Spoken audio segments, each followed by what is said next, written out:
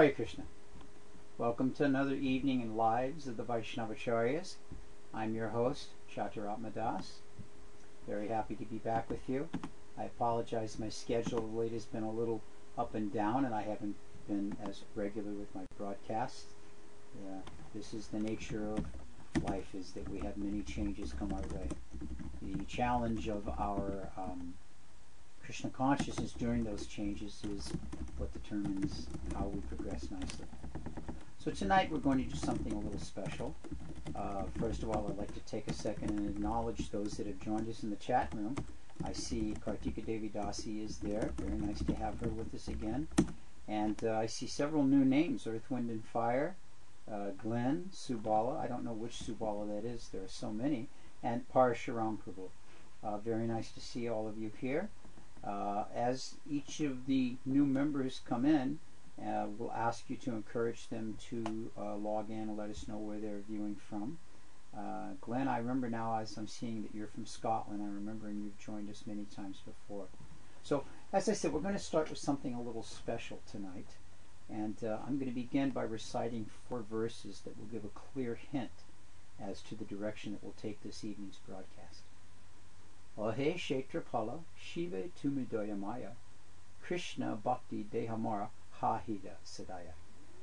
O Kshetrapala, Lord Shiva, protector of the holy Dham, you are certainly very merciful. Being kind to me, please give me love for Krishna. Varameka Vrine Tape Purnat Kabahi Varshanat Bhagavati Achutyam Bhaktin Tat Paresha Tatat Vai. O Shivaji Shankar, you are completely full in devotion. You fulfill the desires of your devotees. Seeing you, I am offering this prayer to you. Please fulfill my desire and let me have unflinching faith and bhakti to Sri Krishna. Vaishnavanam Yatha Shambhu. Shambhu, Lord Shiva, is the chief of all the Vaishnavas. And finally, Srimad Gopishwaram Bande Shankaram Karunam Maya Saiva Kleshaharam Devam Vrindaranya Rati Padam. I offer my respectful obeisances to Sri Gopishwar, who is merciful Lord Shiva himself. He removes all troubles and grants one spiritual love for Sri Vrindavan Dham. So, those of you that have concluded we're speaking about Lord Shiva this evening would be correct. We are speaking about him as today is Shivratri, the appearance day of Lord Shiva. So we've decided to talk a little bit about him. The format that we discuss in this series is called Lives of the Vaishnavacharyas. So one may say, well, why are we discussing Lord Shiva? He was a guy. But what exactly is a Vaishnavacharya? Someone who has come before us, someone who sets an example by their activities of how to be Krishna conscious, and someone who shows us devotion to Lord Krishna. This is a person we can understand to be an acharya. To this end, Lord Shiva is one of the 12 Mahajans in our line of teachings. He's accepted as a very elevated and great personality for the purpose of disseminating Krishna consciousness. Therefore, we have Vaishnavacharyas. So we can understand that he's also.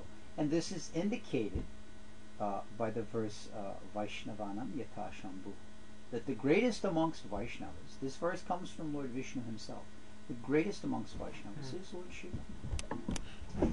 So what is the definition of a Vaishnava? There are many definitions of a Vaishnava. For this discussion, we can say that a Vaishnava is one who is always thinking of Krishna, and a Vaishnava is one who, when we see him, he reminds us of Krishna. Now, certainly this would describe Lord Shiva.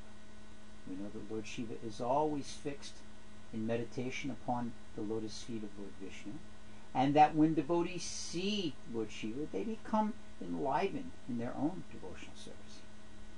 But wait a minute. Doesn't Krishna say in the Bhagavad Gita that we should not worship the demigods? Even my most reverend favorite Vaishnavacharya, Narottam Das Thakur, strongly in his Prem Bhakti Chandrika speaks against any worship of the demigods. So how do we balance this out and understand what these words of the Acharyas mean? Hey Mauricio, Hare Krishna. I had to break in. Mauricio's my buddy. One of these days we're going to meet each other, Mauricio. All right. So what do these words of the Vaishnavacharyas mean? Well, the topmost Vaishnavacharya, Sri Chaitanya Mahaprabhu himself. Now, why do I say topmost? Because Sri Chaitanya Mahaprabhu appeared for the purpose of showing us how does a devotee behave. We're coming upon very closely Gaur Purnima, where we celebrate the appearance of Sri Chaitanya Mahaprabhu. So, Sri Chaitanya Mahaprabhu has come to give the example of what the life of a devotee should be like, of how a devotee should worship, how a devotee should meditate, how a devotee should engage in devotional practices. Now, when Mahaprabhu himself toured South India during his travels throughout India, he visited almost all, if not all, of the Shiva temples to be found there. And he would go in and very respectfully take darshan of these deities, take the prasad there, associate with the Vaishnavas there, offer his respects like this. Actually, so much so was Lord Shiva satisfied that he and his wife Parvati appeared before Sri Chaitanya Mahaprabhu in the guise of a Brahmin and a Brahmin's wife. This is, told in the Chaitanya Leela literatures. So, during this time, when Lord Chaitanya was traveling in this way, he wrote one very famous work called the Shivastakam. Sri Chaitanya Mahaprabhu left very, very few works behind him. But one of these works was a prayer glorifying Lord Shiva. And I want to take time and read it. I'm not going to read the Sanskrit. But this was composed by Sri Chaitanya Mahaprabhu and given to us through the medium of Murari Gupta, who wrote the Chaitanya Charita, which described many of Lord Chaitanya's pastimes. Mahaprabhu says, I perpetually offer obeisances unto Shiva, the Lord of the primal Devas, who is the original father of created beings, whose character is gracious, upon whose head, which is crested by the sickle moon, the Ganga springs. You are a festival to the eyes of Gauri, the fair goddess. I offer my obeisances unto you, who resemble a moon of molten gold, who is dressed in garments colored like the group of budding blue lotuses, our lustrous rain clouds, who bestows the most desirable boon to your devotees by your delightful dancing, who offers his shelter to those who seek to become one with the transcendental effulgence of Godhead, and whose flag bears the image of Nandi the bull. I offer my obeisances unto you, who dispel darkness with your three eyes, the sun, the moon, and the fire, and thus cause auspiciousness for all the living entities in the universe, and whose potency easily defeats thousands of moons and suns. I offer my obeisances unto you, whose form is brilliantly illuminated by the jewels of Anantadev, the king of snakes, who possesses divine potencies. You are clothed in a tiger skin. You stand in the midst of 1,000-petaled lotus, and your two arms are adorned with lustrous bangles. I offer my obeisances unto you, who bestow happiness to your servitors, as you pour upon them the liquid nectar flowing from your reddish lotus feet, upon which charming ankle bells ring. Obeisances to you, who are adorned by an abundance of gems. Please endow me today with pure love for Sri Hari. O Sri Ram, O Govinda, O Mukunda, O Sari, O Sri Krishna, O Narayana, O Vasudeva. I offer my obeisances unto you, Lord Shiva. You are the monarch ruling over all the bee-like devotees who are mad to drink the nectar of these and other innumerable names of Sri Hari, and who thus destroys all grief.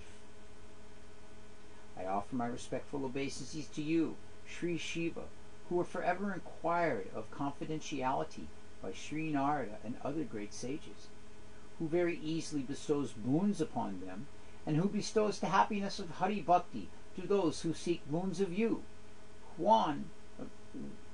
who thereby create auspiciousness and you are the Guru to everyone.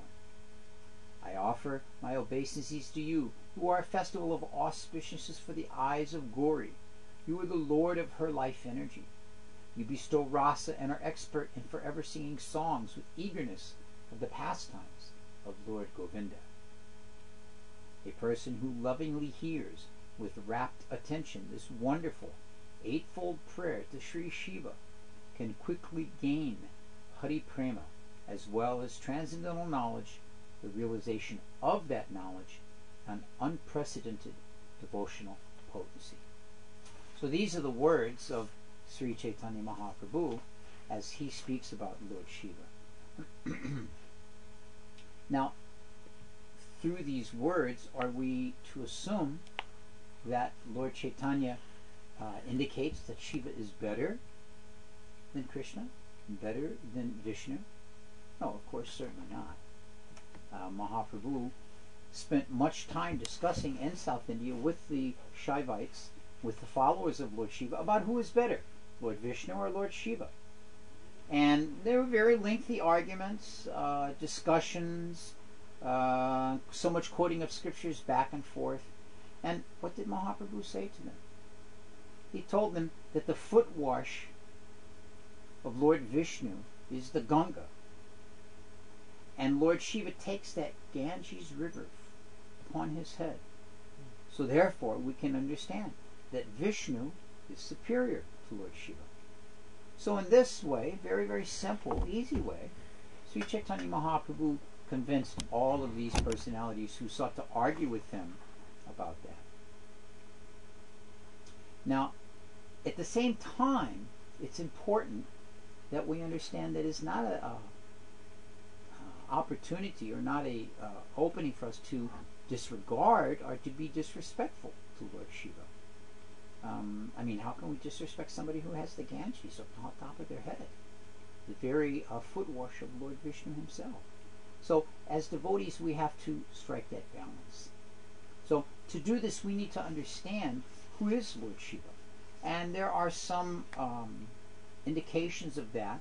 For instance, in the Anusasana Parva of the Mahabharata, this is in a middle section, the Battle of Kurukshetra is going on, and Yudhishthira Maharaj, he asked Grandfather Bhishma to please describe for him the glories of Lord Shiva. This is Yudhishthira's request of his grandfather.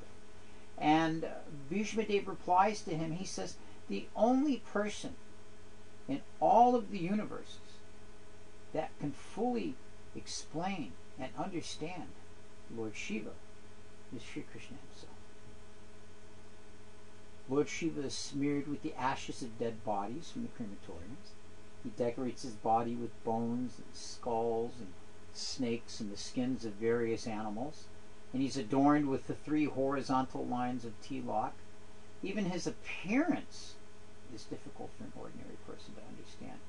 What to speak of the activities he performs? He grants different benedictions to the demons. He drinks poison. He speaks in personal philosophy when he incarnates as Sankaracharya. And even in one of Lord Vishnu's incarnations, that of Lord Ram, he allows himself to be worshipped by Lord Ramchandra. So, as Grandfather Bhishma says, how is it possible for anyone except Lord Krishna to fully understand and fully to explain him? Some further indication is given very nicely here about the position of Lord Shiva in the Vamana Purana. And in the Vamana Purana, it explains that Lord Vishnu expands himself as Lord Brahma and as Lord Shiva for the purpose of directing the different qualities of material nature. We know that Lord Vishnu takes responsibility for the mode of goodness. Goodness means the maintenance of the universe. And we know that Lord Brahma takes responsibility for the mode of passion, the creation of the universe. And this leaves, of course, Lord Shiva, who takes responsibility for the modes of ignorance, which is the destructive aspect of the universe. This is explanation is given in the Chaitanya Charitamrita in the Adi Lila. And Maheshwar Mahadeva is understood not to be an ordinary living being. And but at the same time, he's not equal to Lord Vishnu either. So the comparison between Lord Vishnu and Lord Shiva is given in the Brahma Samhita, that Lord Vishnu is like milk and that Lord Shiva is like yogurt. I mean, what is yogurt? Yogurt is basically milk. It's the same thing, except that it has been altered somewhat. It still comes from milk. It's still milk in its basic form, but it's been adjusted a bit. It's been changed slightly so that it's something different. So this is the understanding from Brahma Samhita as the difference between Brahma and Shiva, of the same potency, of the same nature, but Shiva is slightly different. Jiva Goswami also. Of course, Jiva Goswami, we know Jiva Goswami was considered, even by modern day scholars, to be the most prolific of the Vaishnava, Gaudiya Vaishnavacharyas. Excuse me. He mentions in his Bhakti Sandarbha that the pure devotee's observation is that the spiritual master and Lord Shiva are actually one and the same, because their purpose is the same in of directing the devotee towards the lotus feet of Krishna and allowing one to become closer to Krishna. Now, in the Sadgoshamastakam, the 8 prayers glorifying the spiritual master, we glorify the Guru as being non-different than Krishna, as being like that, but the servitor Godhead is the phrase used in Chaitanya Charitamrita. In the same way, the pure devotee understands that Lord Shiva is that same personality, that same servitor Godhead, bringing the living entities close to Krishna, but at the same time serving Krishna himself, and very advanced in his own potency. So this is a little bit of a description of Lord Shiva's activities. In the 4th canto, the Srimad Bhagavatam, the Prachetas, those of you may or may not remember the Prachetas, they were the sons of,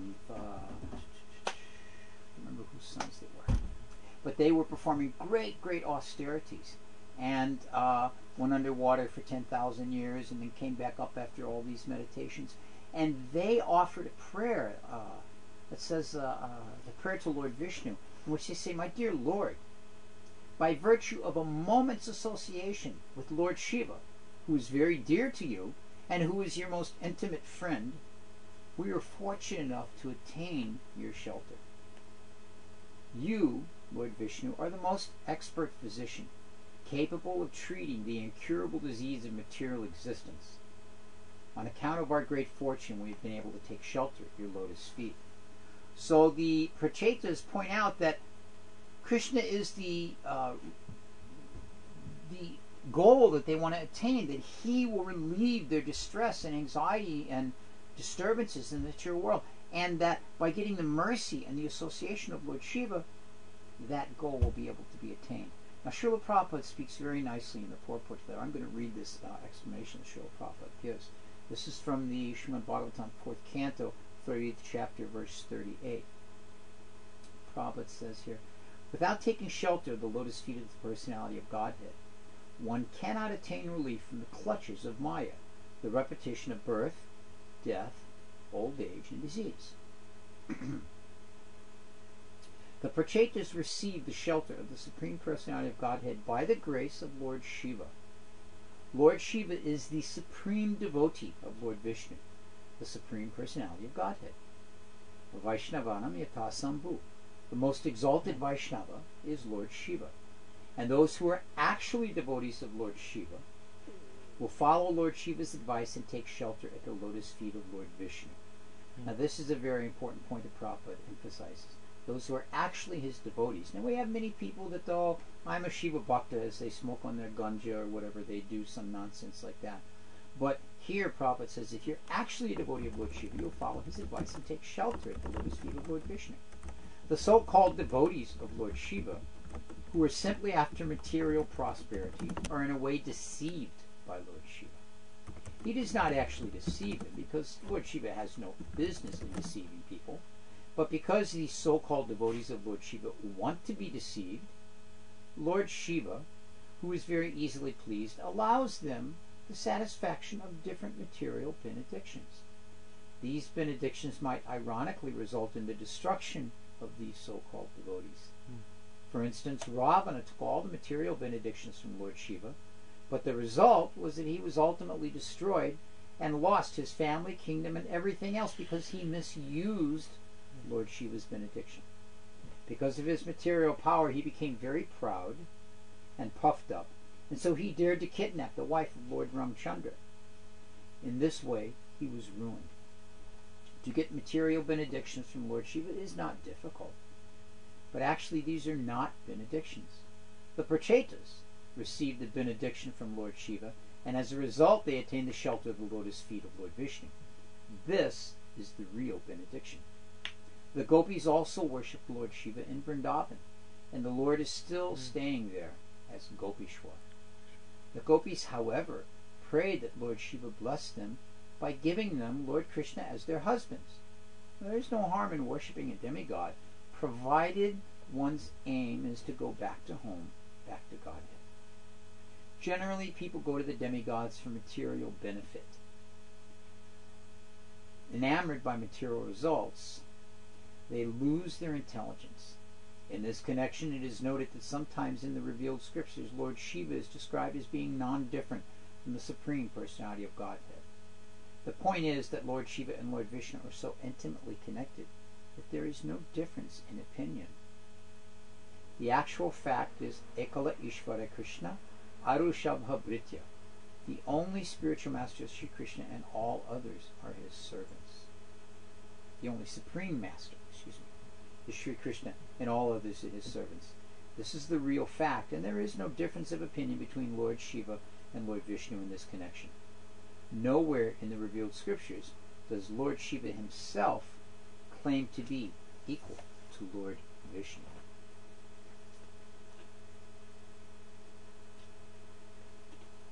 Excuse me. So this is a very important point. Prabhupada makes two significant issues in this purport speaking about Lord Shiva. That many people worship Lord Shiva for material results. And it is quite true that one can worship Lord Shiva and get a variety of different types of material results. These are indicated as the example Prabhupada gives of Ravana, or there was that other demon, Vrikasura. And so in this way, we see that these personalities worship for a very, very material result, and as the end of that was that all of their desires were completely satisfied materially, but it was their undoing.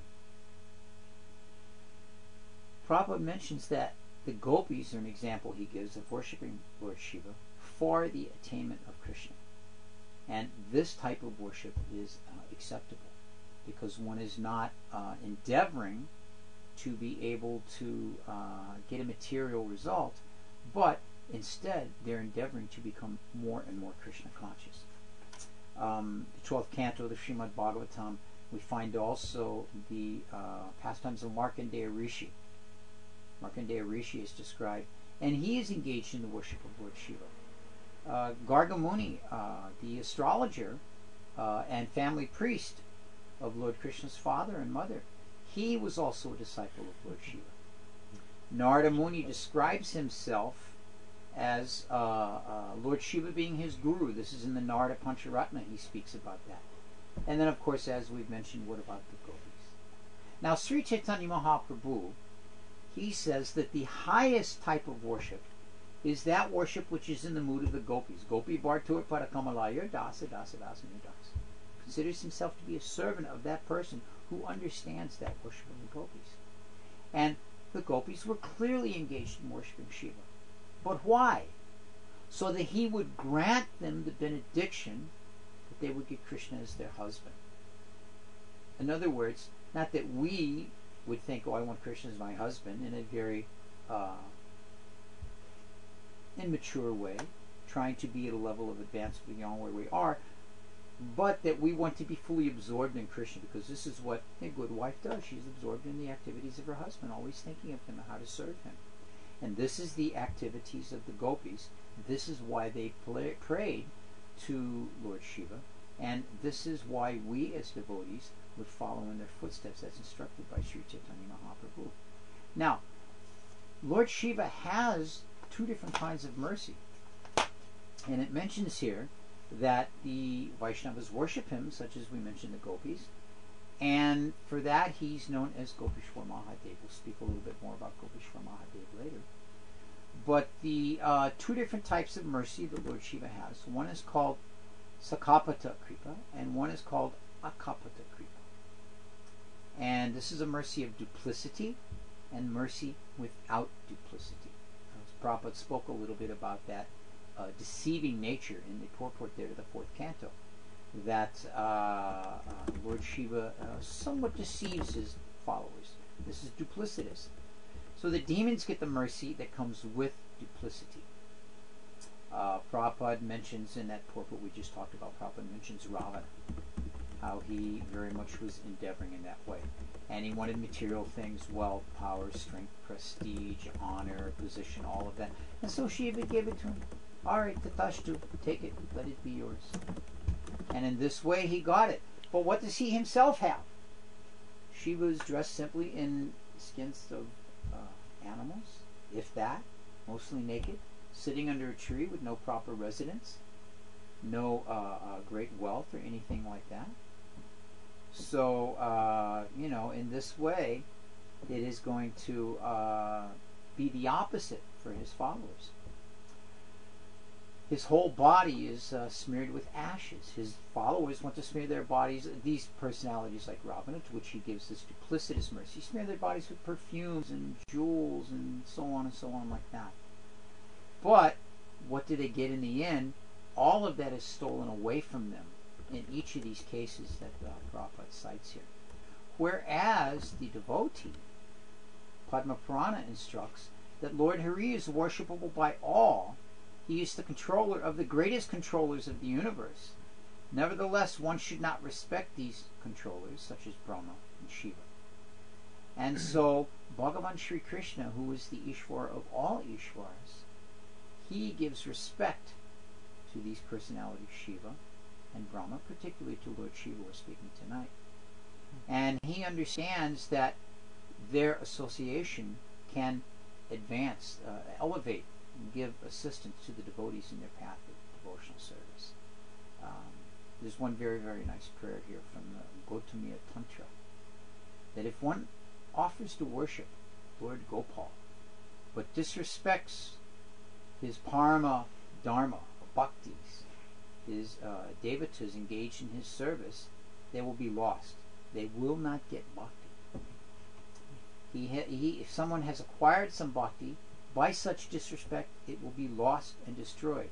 So one should not disrespect the demigods who engage in the service of the Lord.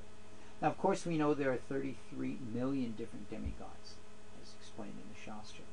Not all of them are on the level of what we're speaking about tonight, but those that are acting on behalf of the Lord, and those who are worshiping the Lord, these personalities we have to give due respect to. Brihat Bhagavatamrita.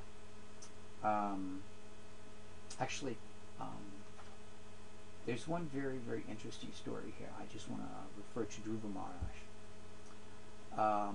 The story of Dhruva Maharaj is also from the fourth canto of the Bhagavatam.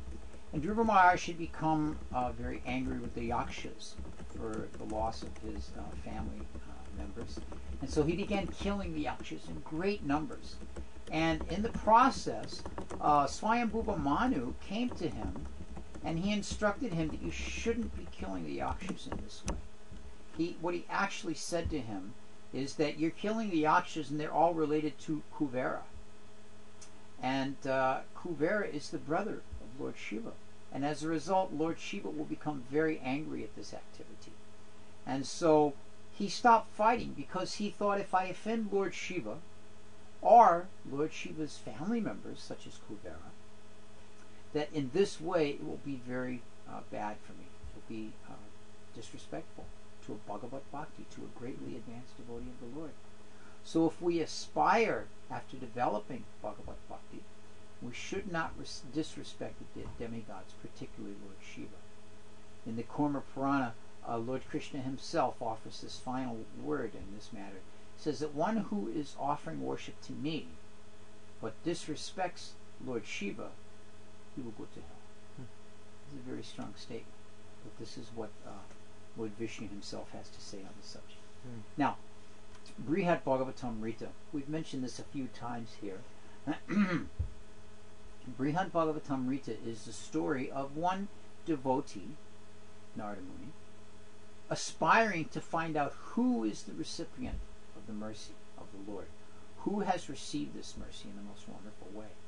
So he goes on speaking very, very nicely to different personalities, and each one says, no, I'm not the recipient of the Lord's mercy. I haven't received it. You go to such and such devotee. And each of these devotees very humbly sends him forward.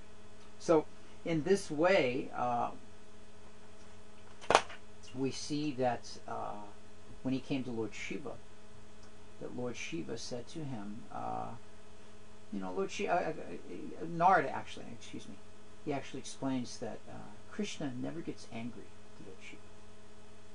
But, this is Lord Brahma speaking. Narada has gone to Brahma and is inquiring from him, you must be the recipient of the mercy of the Lord.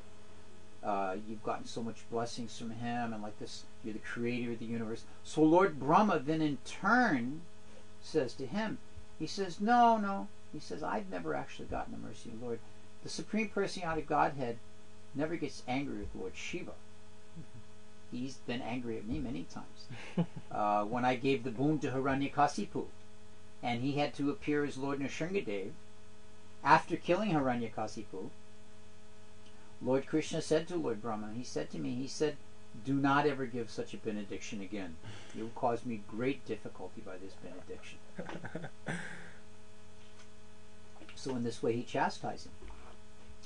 After the death of Vrikasura, you'll remember Vrikasura was the demon that got a benediction from Lord Shiva and then tried to kill Lord Shiva, and the Lord appeared as a small dwarf Brahmin boy to discourage him and to ultimately save Lord Shiva.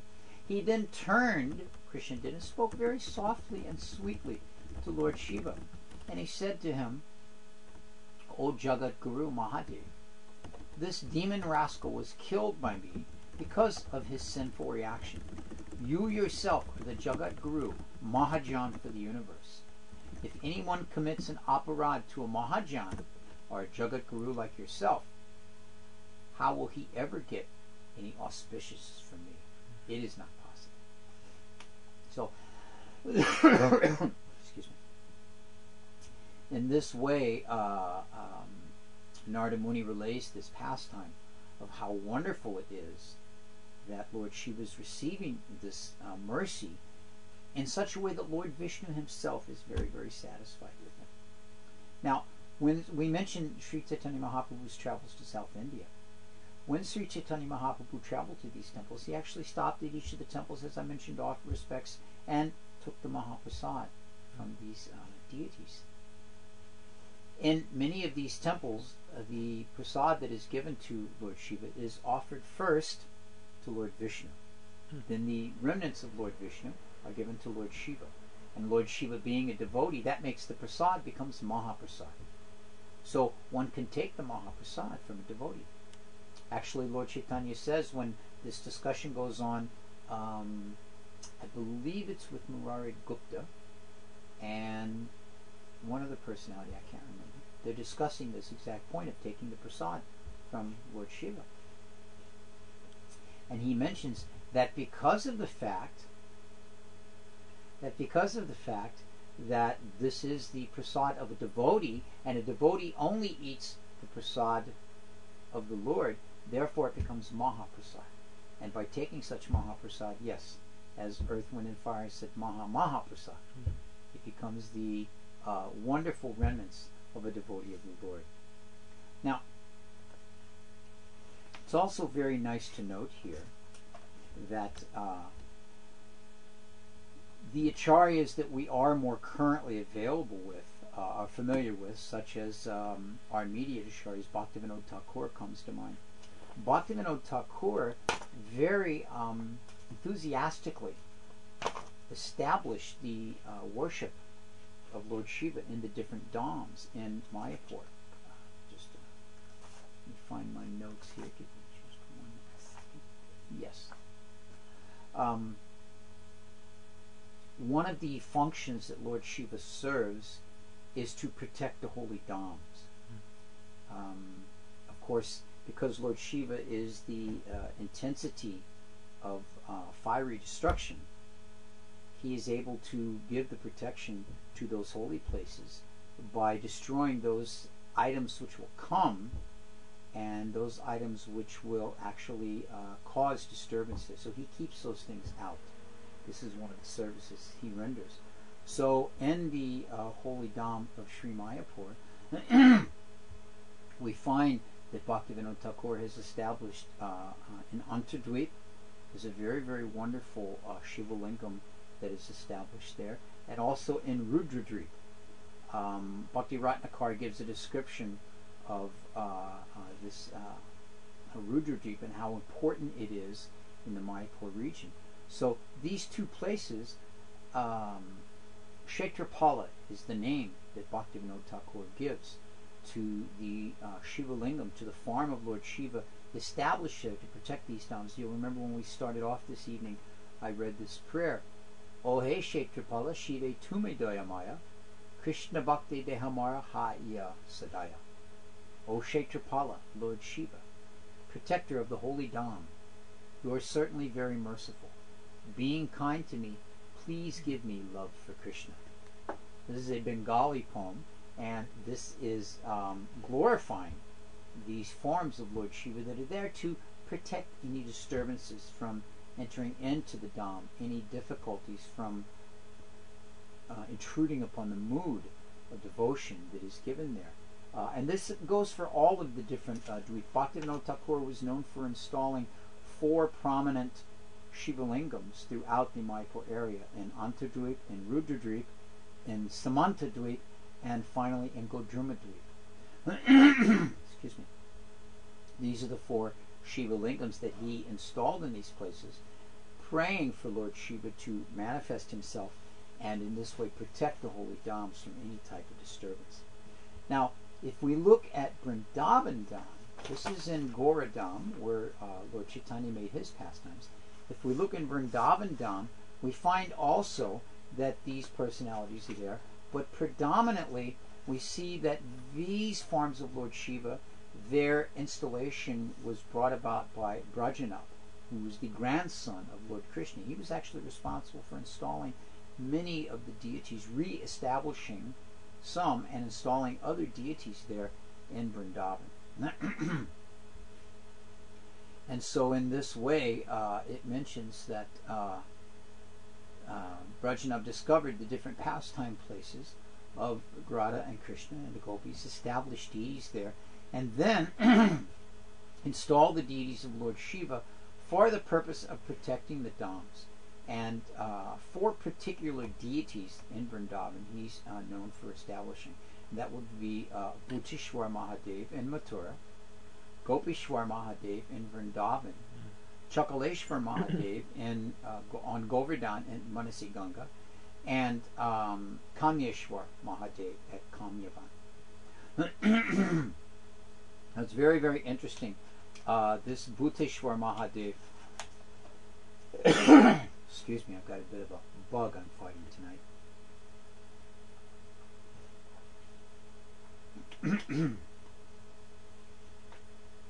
In the Adi Varaha Purana, Lord Krishna offers the following praises of Bhuteshwar Mahadev. Now, the Adi Varaha Purana is a very, very old scripture, very, very ancient scripture.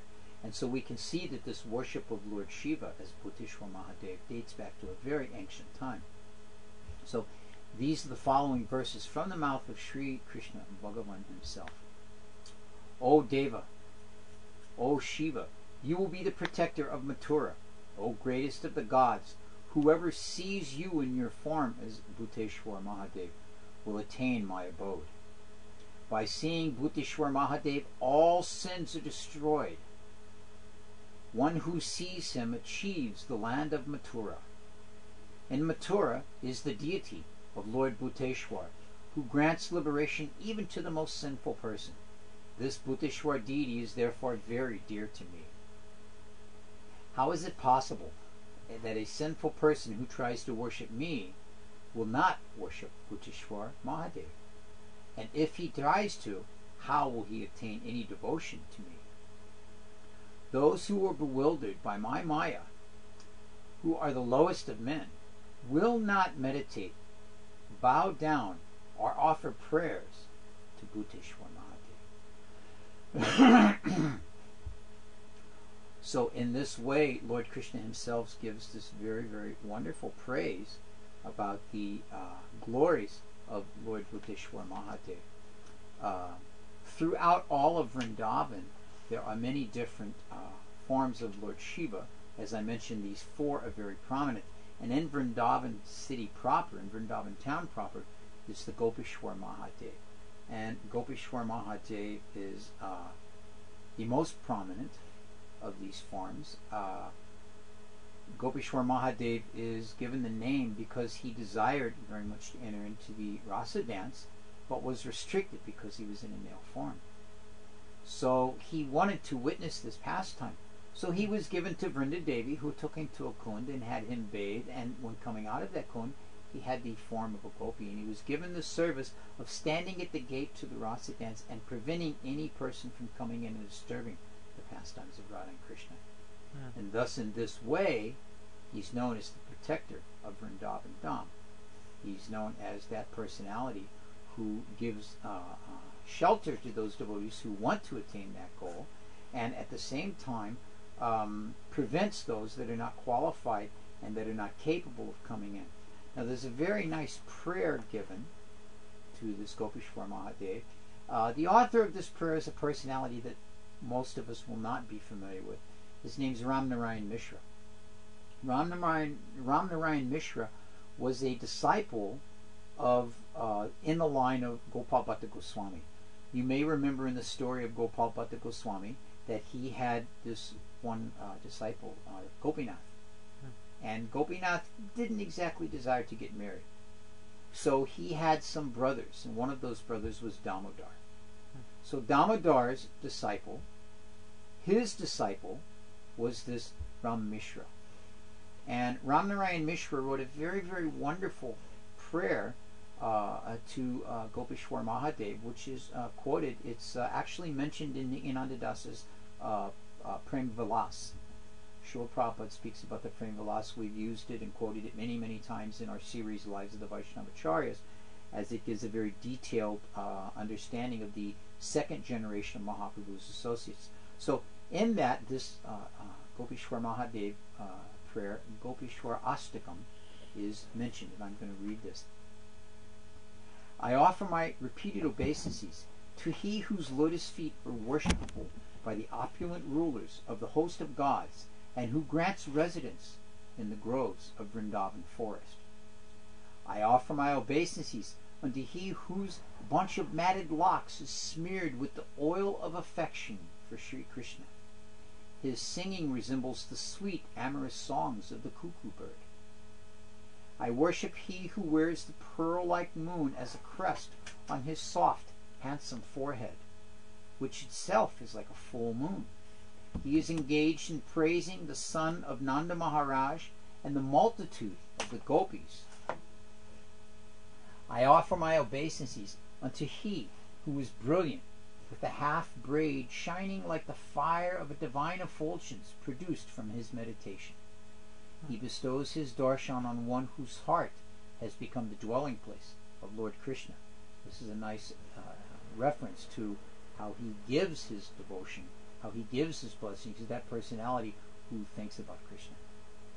In his form as a gopi, he is resplendent with well-raised breasts that are enthusiastic for the embrace of Sri Krishna, and is intensely greedy for the sweet nectar of Krishna's limbs, which resemble blue lotuses. I offer my respects to he whose home is the Vrindavan forest. He grants love for Krishna, and his form is full of spiritual energy. He dwells within the heart of the devotee.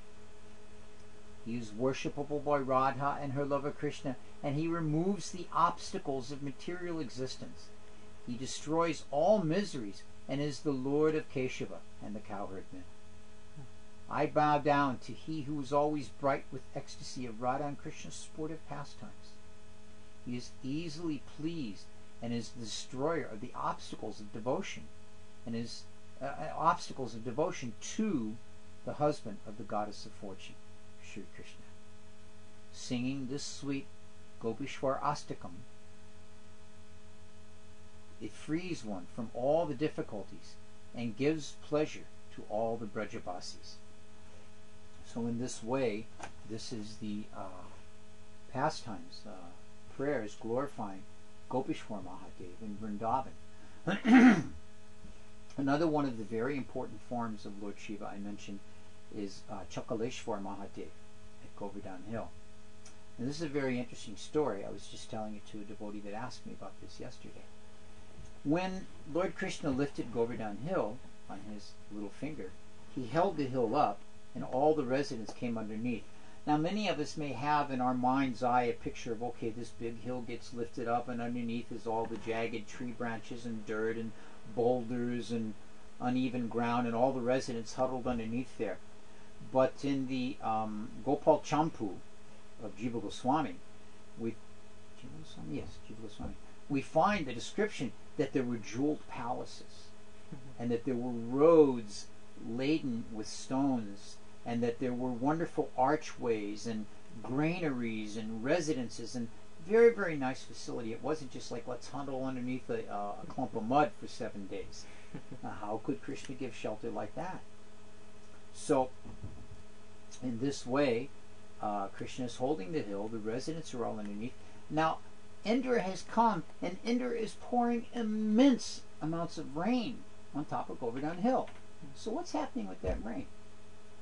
Now we know when you go out into the rain with your umbrella, if someone is holding up an umbrella, the rain cascades off of that and falls down to the side, creating a big puddle. And if you stand in one place for a period of time, that puddle then becomes very deep and quite messy. So how to prevent this from happening? Lord Krishna arranged for his chakra to come and hover in the sky just above Govardhan Hill. And the intense heat of the chakra evaporated all the rain that Indra sent down on Govardhan Hill. So in due course of time, Indra left, the rain stopped, Krishna sent all the cowherd men out, and he set Govardhan Hill back down, exactly as it had been. It explains in the Shastra, not so much as one rock was found out of place. Now, at the end of this, Sri Chakra requested, I want to stay here. I don't want to leave this Govardhan place. So Krishna gave him a residence on Govardhan Hill at Manasi Ganga. And that place became known as Chakra Ishwar. Chakratirtha, became known as Chakratirtha. In due course of time, Lord Shiva came to reside there in one of his many forms that was placed there. And through the local language and all, the name got abbreviated and changed to Chakaleshwar, the Ishwara of Chakratirtha. And this would be Lord Shiva. Now, many devotees have resided there. Actually, there's a very interesting story about Lord Shiva and Sanatana Goswami. Sanatana Goswami, as we know, had arranged for the worship of Madan Mohan. Sanatana Goswami at first didn't want to accept Madan Mohan because he said, I'm just a poor sannyasi. I just lived in a little loincloth. You're going to want me to fix you all kinds of meals and all. And anyway, in due course of time, this is exactly what happened. Madan Mohan arranged for a very beautiful temple, and great opulence was there. And in due course of time, the worship became very, very grand. And, of course, with grand worship comes grand Mahaprasadam. And so this Mahaprasadam was being brought to Sanatana Goswami. Sanatana Goswami was very fond of Lord Shiva and worshipped him. And so Lord Shiva appeared one night in a dream to Sanatana Goswami and instructed him. He said, you are eating much too opulent for food for a renunciate. He said, this is not very good for you. So you should renounce this living here at Madan Mohan and go out to Chakaleshwar, to the Manasi Ganga. And there's a samadhi there, a bhajan kutir there rather, for Sanatana Goswami. And you should reside there. So Sanatana Goswami took this instruction from Lord Shiva, and he went there to Govardhan, to Manasi Ganga, to this Chakaleshwar. Now, his activity was writing, and he was continuing his writing, but there was one problem. Any of you that have been to India may know this problem. It's the mosquitoes. Now, particularly at Chaturatma, the mosquitoes were very, very, very, very bad. Such a great disturbance. Now, Sanatana Goswami is a completely fixed sadhaka, always absorbed in the pastimes of Radha and Krishna, practically not even aware of his external body. So how bad would the mosquitoes have to be that they bothered him? So anyway, he decided in one day, he said, all right, this is just too much. I can't accomplish any work here. I'm going to leave. Now that day, one Brahmin appeared. Said, my dear sadhu, it appears that you're preparing to pack up your small belongings here and move. He says, yes, the mosquitoes here are just too bad. I cannot tolerate it anymore. So that night, Lord Shiva again appeared to Sanatana Goswami and said, do not worry. You stay here. I want you to reside at this place. I will get rid of the mosquitoes. From that day forward until now, the present day, if you go to that place, there are no mosquitoes. Most amazing thing. Most amazing thing. So, in this way, he actually was able to satisfy the desire for Sanatana Goswami to continue to live there. Now, Rupa Goswami, there's some very, very nice conversation here. At the beginning, conversation and prayers, at the beginning of his Lalita Madhava and Vidagdha Madhava, both which are plays that Rupa Goswami wrote, one about the Vrindavan pastimes and one about the Dwarka pastimes. Lalita Madhava, of course, being about the Vrindavan pastimes, and Vidagdha Madhava being about the Dwarka pastimes. At the beginning of each of these, Rupa Goswami writes the following. For the Lalita Madhava, he writes, Lord Shiva, who is crowned with the half moon and who is famous as the master of the gopis, appeared to me in a dream and has ordered me to write this play. And then at the beginning of the Vidagdha Madhava, he says, I'm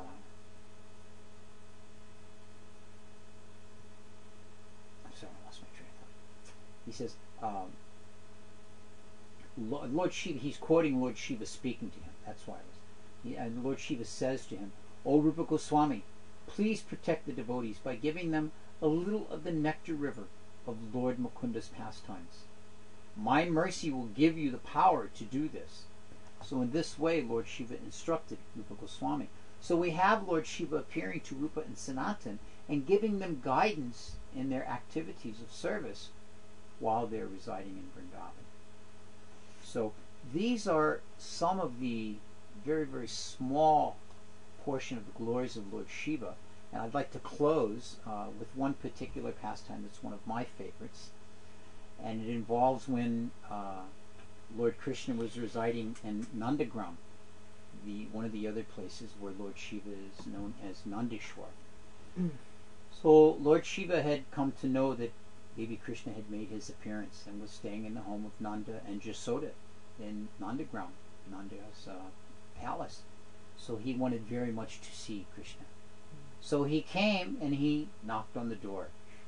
Now we have to understand, as we've read tonight in several different places, the appearance of Lord Shiva, covered in ashes and with a necklace of skulls and bones, and some snakes wrapped around him, his hair and his arms, and wearing a tiger skin, and looking a bit fierce.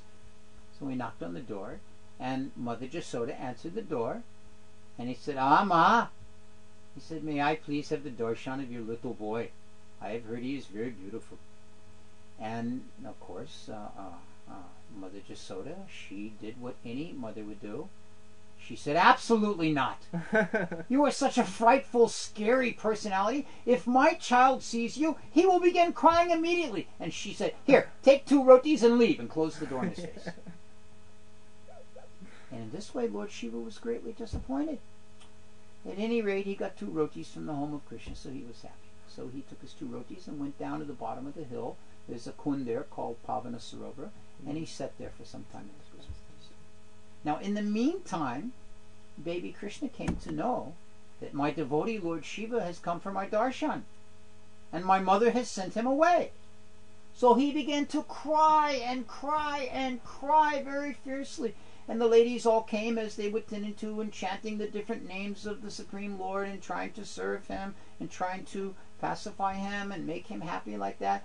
and they were not able to do so. Oh, some ghost has bothered him. Someone has put the evil eye on him. Someone has cursed him. So in this way, Mother Rohini came and she said, let me just ask you, Mother Jasoda, did any sadhu come today? Any unexpected visitor come?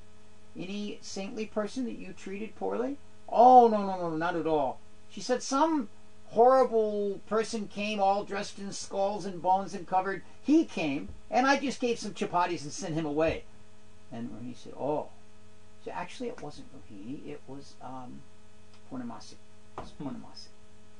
And she said, she said then that, well, this must be what has caused the problem. You should send your servants out to seek out this personality and bring him back. So Mother Jasoda became very concerned. Oh, she may have offended some devotee she didn't recognize, and so she sent the servants out. And they found Lord Shiva sitting at the bottom of Nandagram Hill and taking his chapatis very happily. Oh, my dear sadhu, please, you come back. Jasoda, Mom wants you. Please, you come back. So he came back, and Mother Jasoda said, you want to have the darshan of my baby, please? And she brought baby Krishna before Lord Shiva, and immediately baby Krishna stopped crying and started smiling very wonderfully. He was so happy to see his devotee. Lord Shiva became very satisfied and began to dance ecstatically. And the more he danced, the happier baby Krishna became and started laughing. So when all of this dancing and laughing was finished, then Mother Jasoda said to Lord Shiva, she said, I have one request. My son has become very happy you being here. Please, you just reside here at Nandagram and don't go anywhere else. Lord Shiva said, I will agree to stay here on 2 conditions. Mother Jasoda said, yes, what are those conditions? The first condition is that every day you bring me the remnants of your son's meal. And the second condition is that every morning you bring me the Charnamrita that has bathed him. So Mother Jasoda said, yes, certainly. So there is a deity of Lord Shiva known as Nandeshwar Mahadeva, who resides there as the protector of Nandagram. So these are some of the little bit of indication as to how important Lord Shiva is to us as Gaudiya Vaishnavas. How necessary it is that we get his blessings, not for the purpose of attaining great wealth or becoming some materialistic, powerful, position-driven, egotistical personality, but for the purpose of getting the shelter at the lotus feet of Lord Krishna and having our obstacles removed so that we may enter into the mood of Vrindavan, if not the residence in Sri Vrindavan Dham itself. So we'll finish there for the evening. I've seen throughout the night there's been quite a bit of lively talking in the chat room. That's what a chat room's about, chatting. So if anyone has any questions for me, if any of you would like to put anything forward, we welcome you to write them into the chat room now, and we'll try to address them or answer them in the best of our abilities. Those of you that may want to find more information about Lord Shiva can contact Krishna.com and ask about the Sri Krishna Karnamrita. This is a series of books, magazines rather, put out by the followers of Gaur Govinda Maharaj, and 2 particular issues, Volume 7 and Volume 8, deal very specifically with the pastimes of Lord Shiva, and they're very, very informative in this way. So this is one source that you can get.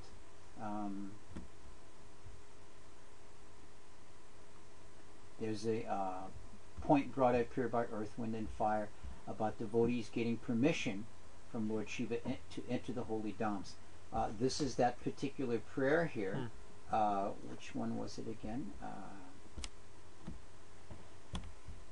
Here it is, right here, yeah. The Ohe Kshetra Pala prayer. That Lord Shiva is kind and allows the devotee to enter into the dham and to render that service there. And by that service, then he's able to actually enter into the mood of the dham. Mauricio has a question here. Was his form as a gopi in Vrindavan, or does he always have the same scary form? Well, you know, Lord Shiva, I guess they would say beauty's in the eye of the beholder. How scary he is or is not, how fearful we would or would not be. But this depends on your spiritual vision, you know. Because those of us like myself, when we go to Vrindavan, we see the stone Shiva Lingam form of Gopishwar Mahadev. It's not a deity form such as we would see Radha Shamsundar or Radha Gopinath or like that, Radha Damodar. It's the form of the Lingam, which is how he is commonly worshipped in that way. So no, he's not as a gopi, and he's not very scary either.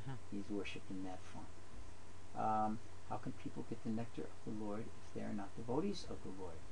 Arti Dasi. Well, Arti, one can get the mercy of the Lord by taking up the chanting of the holy name. I was just reading today how the holy name and the Lord himself are non-different. And that when one serves the holy name, when one takes shelter of the holy name, when one chants the holy name, this is getting the mercy of the Lord. And so even if one is not a pure devotee of the Lord, even if one is not strictly following the path of devotional service, even if one has not removed all the anarthas from the heart, one can get satisfaction and one can get pleasure from taking shelter of the holy name. And of course, another way is that by associating with the devotees of the Lord, one can enter into the nectar of the Lord, as you describe it here. Because what do the devotees do? The devotees speak about the Lord. The devotees encourage others in the service of the Lord. And this allows us to enter into that connection.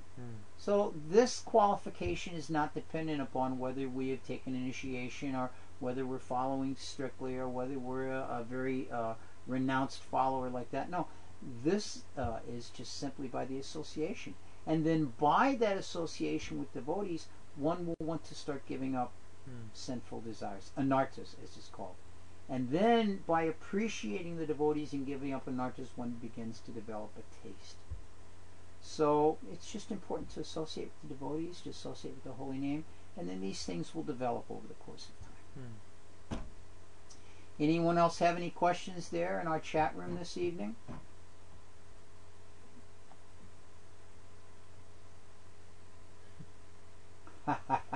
Benevolent Bear has mentioned that he chants, follows the regulative principles, and associates. He doesn't have initiation, but this morning he felt Krishna dancing on his tongue. This is the mood that a devotee strives to develop, to actually appreciate that the holy name and Krishna are the same. Bhaktivinoda Thakur described like this, how the holy name was dancing on the tip of his tongue when he would chant. So this is what we strive for. Congratulations, Benevolent Bear. Anyone else have anything for us this evening? Kartik, it's always nice to see you appreciating everything. Appreciating the japa and the holy name like that. R.T. Devi Dasi is asking, can I be able to tell the people about the Lord so they can get the nectar? Certainly. This is the wonderful thing about Krishna consciousness. You can in turn spread that to everyone else. Just as you get the satisfaction of associating with the devotees, and just as you become very satisfied entering into the pastimes of the Lord and hearing about these pastimes, you can turn around and tell that same mood to someone else. This is very, very wonderful. This is the beauty of the ISKCON movement that Prabhupada has given us, this preaching. This is the mood of Lord Chaitanya, to share this. Benevolent Bear has asked about my earrings being accepted in the ISKCON movement. I saw this conversation going on earlier, back and forth there. You know, it's not required, it's not prohibited. There are 12 various samskars given in the books of the Goswamis, particularly Sanatana Goswami and Gopal Bhatta Goswami. And one of these samskars is the piercing of the ears. It's done when a child is much younger. If this is not a distraction to one's Krishna consciousness and one doesn't become very proud and some huge, big, shining, effulgent earrings, you know, like sometimes you see these rapper music people have, these huge, big, you know, there's something simple and nice. If it, you know, there's no harm in it. The main thing is that whatever you do, be Krishna conscious. Hey, Surfer Bob just popped in. Surfer Bob, we missed you. You're just here at the end of the show. And can pets have, RT's asking, can pets have the names of the Lord? Sure, why not? We had 2 little birds in our house, a couple of parakeets, and my daughter gave them devotee names, you know. So why not? Whatever you can do that reminds you about Krishna. Here at the temple in New Raman Reti, we live out in the country, so we have mice. So we have one cat here, and that cat's name is, what's her name again? Nishringa? Ay, Not Nishringa. Something I forget. Rasalila. Rasalila. Rasalila's the cat. In the St. Louis Temple, we had a cat there, lived in the basement and kept the mice away. Her name was Nishringa. She was really a fierce cat. So sure, why not? Whatever reminds you of Krishna, that is the point. Essence of all rules and regulations. Yes, this is the essence of all rules and regulations. Surfer Bob's got a horse named Garuda. So Garuda carries Surfer Bob quickly through the wind. All right, everyone, thank you very much. It's been a lively discussion. I appreciate this time for you all. I appreciate you all being there to help me stay focused on Krishna. And we thank you very much for joining us once again in another evening in the lives of the Vaishnavacharyas. Hare Krishna.